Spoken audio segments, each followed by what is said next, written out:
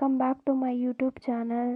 ಇವತ್ತು ನಮ್ಮನೇಲಿ ಇಕ್ಕದ ಬೇಳೆ ಸಾಂಬಾರು ಮಾಡ್ತಿದ್ದೀವಿ. ಅದು ಹೇಗೆ ಮಾಡೋದು ಅಂತ ನಿಮಗೆ ತೋರಿಸ್ತೀನಿ ಬನ್ನಿ. ನಮ್ಮಮ್ಮ ಇವಾಗ ರೆಡಿ ಮಾಡ್ಕೋತಿದ್ರೆ ಇಕ್ಕಿದ ಬೇಳೆ ಸಾಂಬಾರು ಹೇಗೆ ಮಾಡೋದು ಅಂತ. ಇವರೇ ನಮ್ಮಮ್ಮ.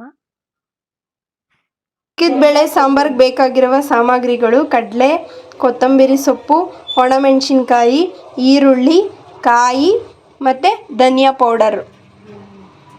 ಸೊ ನೋಡಿ, ಇವಾಗ ನಮ್ಮ ಮಮ್ಮಿ ಎಲ್ಲ ಜಾರಿಗೆ ಹಾಕ್ತಿದ್ದಾರೆ. ಕೊತ್ತಂಬರಿ ಸೊಪ್ಪು, ಈರುಳ್ಳಿ, ಒಣಮೆಣಸಿನ್ಕಾಯಿ, ಬೆಳ್ಳುಳ್ಳಿ, ಕಾಯಿ ಇಷ್ಟನ್ನು ಹಾಕಿ ರುಬ್ಕೋಬೇಕು. ಫಸ್ಟು ನೋಡಿ ಎಲ್ಲ ಜಾರ ಒಳಗಡೆ ಹಾಕ್ತಿದ್ದಾರೆ. ಸೊ ಇವಾಗ ರುಬ್ಕೊಳ್ಳೋಣ.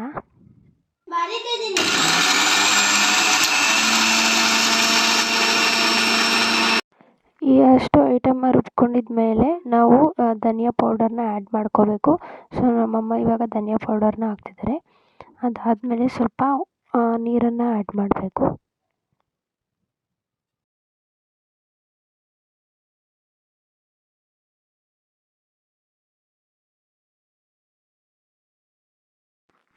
ನೋಡಿ ಇವಾಗ ನೀರು ಹಾಕ್ತಿದ್ದಾರೆ. ಜಾಸ್ತಿ ಹಾಕೋಬಾರ್ದು, ಸ್ವಲ್ಪ ಹಾಕೋಬೇಕು. ಅದನ್ನು ಜಾಸ್ತಿ ಹಾಕ್ಕೊಂಡ್ರೆ ಅದು ತೆಳು ಹೋಗ್ಬಿಡುತ್ತೆ. ಇದನ್ನೆಲ್ಲ ರುಬ್ಕೊಂಡಾದಮೇಲೆ ನೆಕ್ಸ್ಟ್ ಏನಂದರೆ, ಪಾತ್ರೆಗೆ ಆಯಲ್ ಹಾಕ್ಕೊಂಡು ಅದಕ್ಕೆ ಈರುಳ್ಳಿ ಸ್ವಲ್ಪ ಹಾಕ್ಕೊಂಡು ಕಾಳನ್ನ ಹಾಕ್ಕೋಬೇಕು. ಅವರೆಕಾಳು ಹಾಕ್ಕೊಂಡು ಚೆನ್ನಾಗಿ ಫ್ರೈ ಮಾಡಬೇಕು. ಹಸಿ ವಾಸನೆ ಹೋಗೋವರೆಗೂ ಅದನ್ನು ಫ್ರೈ ಮಾಡಬೇಕು. ಹಸಿ ವಾಸನೆ ಹೋಗಿಲ್ಲ ಅಂದರೆ ಸಾಂಬಾರು ಚೆನ್ನಾಗಾಗೋದಿಲ್ಲ.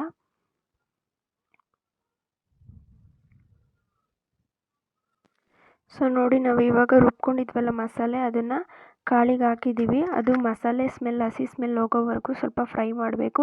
ಅದಾದ ನಂತರ ಜಾರಲ್ಲಿ ಏನು ಮಸಾಲೆ ಸ್ವಲ್ಪ ಉಳ್ಕೊಂಡಿರುತ್ತೆ ಅದಕ್ಕೆ ಸ್ವಲ್ಪ ನೀರು ಹಾಕಿ ಮತ್ತು ಸ್ವಲ್ಪ ನೀರನ್ನ ಆ್ಯಡ್ ಮಾಡಬೇಕು. ನೋಡ್ಕೋಬೇಕು, ನಮಗೆ ಸಾರು ಜಾಸ್ತಿ ಗಟ್ಟಿ ಬೇಕಂದರೆ ಗಟ್ಟಿ, ಸ್ವಲ್ಪ ತೆಳು ಬೇಕು ಅಂದರೆ ತೆಳು.